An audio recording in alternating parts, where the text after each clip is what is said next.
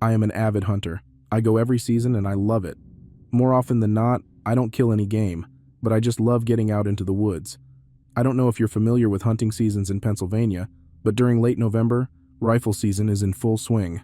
It was already the second week of the season and I had yet to bag any deer. So I was eager to get out early in the morning, and I did. I normally get up around 5 a.m. and drive to my hunting spot.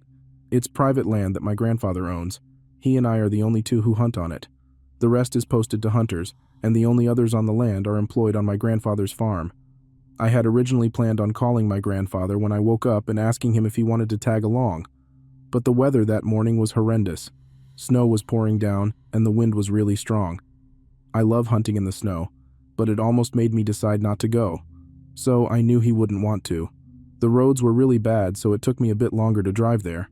Normally the sun would be starting to rise by now. However, it was overcast and snowing. Regardless of the snow, I walked up to my spot. It was directly behind my grandfather's house, over a hill, and about 100 yards back. Almost immediately upon sitting in my spot, I heard things moving all around me. Honestly, I didn't pay it much mind. It could be any number of things, but it was still pitch black, and the thought that it was a deer crossed my mind. However, there wasn't much I could do.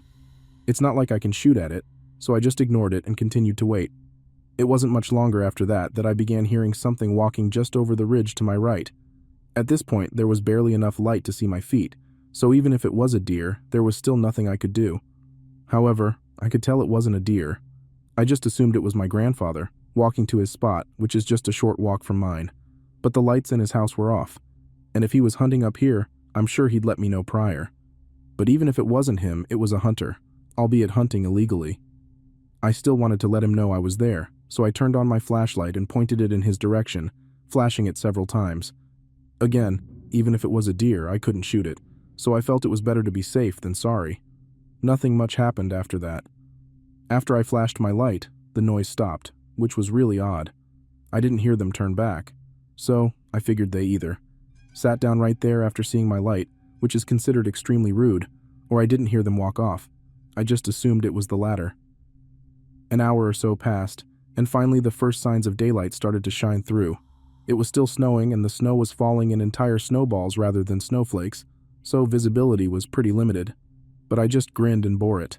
I love snow, and even if I couldn't see any deer, I still found the weather beautiful. It was around this time that I noticed an odd-looking lump protruding out from a group of trees and shrubs atop the hill that separates me from my grandfather's house. Right where I had heard movement earlier, it looked like a mound of dirt. However, it was sticking out from the side of a tree, so obviously, it wasn't dirt. Naturally, I raised my rifle to take a closer look. I could tell immediately that I was looking at the side of an older-style camouflage coat. It took a minute, but it finally clicked. That was a person over there. I just thought it was a hunter, so I didn't know what to do about it. I knew he was hunting on our land illegally, and from what I could see, he wasn't wearing anything orange, which is required of all hunters during rifle season. And I could tell just from looking that whoever this was, it wasn't my grandfather. I sat there for a minute debating my next move. I decided to call my grandfather, at the risk of blowing his hunt if that was him over there. So, without taking my eyes off this guy, I pulled out my phone and dialed his number. To my dismay, he picked up, and I told him what was going on. He told me he'd make his way up, but I decided on my own to give the guy a whistle, to let him know I see him. He didn't react at all. After a few minutes, I started to walk up to this guy. After walking a short distance, I could clearly see this guy, who was sound asleep tucked in between a shrub and a couple of trees. He obviously thought out where to lay down, as I would never be able to see him had his coat not stuck out, and as I thought, he had no orange on.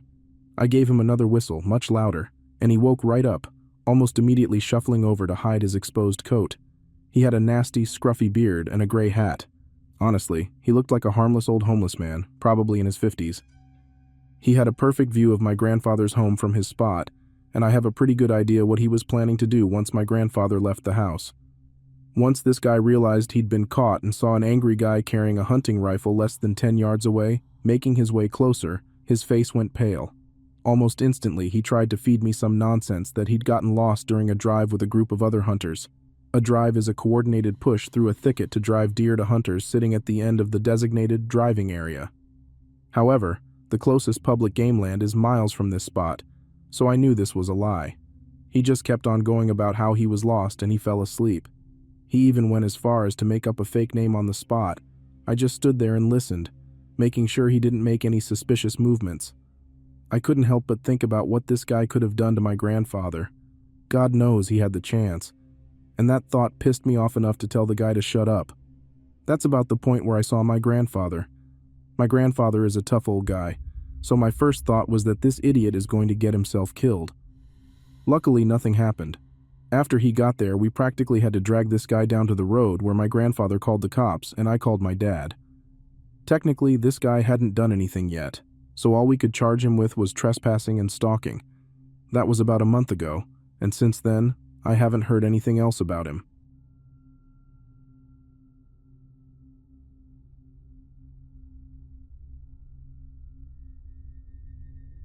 This happened in the early 2000s. I was probably in first grade or a year younger, and this was in Bulgaria. I am from a mid-sized town, not too small and not too big, the perfect one for raising your children. Crime is pretty much unheard of. You can sleep outside on a bench, and nothing would happen to you. One weekend, some family friends from a nearby town came to my town to visit, and my parents and I decided to go to the park with them. Now, it is important to say that all of the parks in my town are located right on the edge of town, so they are actually parks and forests at once. At some point, the park becomes a forest. The park that we went to runs along a river, so it is a very narrow alley but a very long one, and on one side there is the river and on the other there is a thick forest and the cliffs. At that time, I didn't like that park because it was a very long walk, and you had to walk a lot to get to the end of it. So, like most kids, I got bored of walking with my parents and the other family since they were talking grown-up stuff, and I didn't want to listen to them. I decided to run ahead, and by ahead, I mean out of sight from my parents. Keep in mind that this is a one-alley park, which you walk only straight forward with slight curves due to the river, so I had gone pretty far. Usually there are always people, and it is quite crowded on the weekends, but since it was summer, most people were on family vacations, and it was surprisingly empty, and I couldn't see anyone in a straight line in either direction. At that point, I started hearing something in the forest, which was pretty loud since on the other side was the river, and it was loud by itself. I stopped and started staring into the forest, and I saw how the bushes were moving and coming in my direction. I was still pretty clueless as to what was happening until I saw a man with long hair, dressed like a hunter with an air rifle on his back running full speed towards me. There was no freezing moment. I just started running in the opposite direction and screaming my lungs out for my parents, hoping that they could hear me. But because of the river, I doubt that anyone could have heard me from 100 meters away. I remember looking backward and seeing him still chasing me, and I was thinking, okay, maybe this is the end. It's over. I was imagining how he would catch me and drag me into the forest, and I would never see my family and friends again. It felt like an eternity, but I finally saw my parents and our family friends. My whole face was red. I was crying and snotting like crazy, barely breathing. The hunter also stopped running after he saw my parents and the others. I remember my parents started screaming at him, asking what the hell he was doing. I don't remember what he said exactly, I was just relieved that it was over. But I remember him shaking his head as if saying, I did nothing wrong, I was only trying to help him. The weirdest part was that there is no game in that park. It is a park after all. The forest that he was hiding in is max 50 meters in width before the cliffs begin, so it's impossible to have any game there since there are always people walking there. You can see wild foxes, but that's about it. You need to go beyond the park out into the forest to hunt. Also, it is highly illegal to carry a firearm in public. We have very strict laws on firearms. Only police and military personnel are allowed to carry firearms. I don't know anyone who owns a gun. Civilians are allowed to register only air guns for hunting, no hardcore weapons allowed. And of course, you are not allowed to carry them in a park where there are people, only in regulated zones for hunting game away from populated areas. You would never see hunters like that unless you go to these zones or you are in a village, which is still rare. We didn't report it afterward. It was too much of a hassle. This was the first and last time something like that has happened to me ever. Even now, when I go back to my town, I go running in that park after midnight, and I am perfectly fine.